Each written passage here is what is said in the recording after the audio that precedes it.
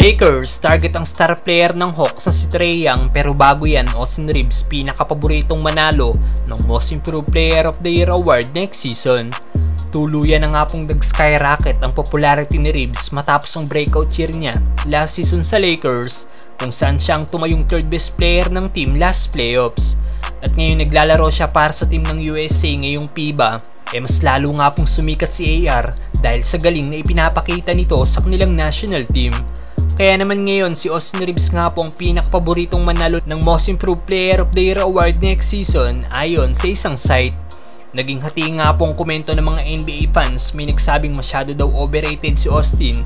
Meron din naman nagsabi na dapat kinonsider na daw si Reeves sa nasabing award last season. Last season nag-average nga lang po si AR-15 ng 13 points, 3 rebounds at 3.4 assists per game, playing 28.8 minutes. Samantalang noong first year niya, nag-average lang si Reeves ng 7.3 points, 3.2 rebounds at 1.8 assists per game, playing 23.2 minutes. Kitang nag-improve nga po ang numero ni AR, pero para nga po manalo siya ng nasabing award, kailangan niya magawa ang numero niya sa series nila sa Nuggets, kung saan nag-average ito ng 21.3 points, 3.1 rebounds at 2.2 assists per game.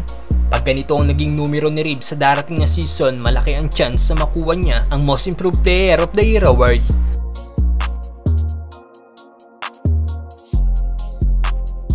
Samantalang Lakers, nasa radar si Trae Young.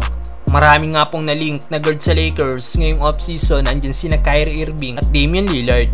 At ngayon ayon sa report ng NBA Insider na si Jovan Buha, still minomonitor pa rin daw ng Lakers ang lagay ng star player ng Hawks na si Trae Young. Isang solid point guard nga po si Young na maaasahan sa opensiba at sa kanyang playmaking.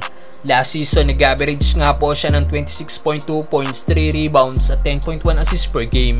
Ang magiging tanong lang kung sino magiging kapalit ni Trae Young kung sakaling i-push ng Lakers ang trade na ito, lalo na't ang laki ng kontrata ni Young sa Atlanta Hawks. Ganun pa man, siguradong malakas na victory ang mabubuo ng Lakers pag nagkataon sa katauhan ni LeBron, Trae Young at Anthony Davis. Tingin nyo mga brother, dapat ba bang may baguhin sa roster ng Lakers ngayon?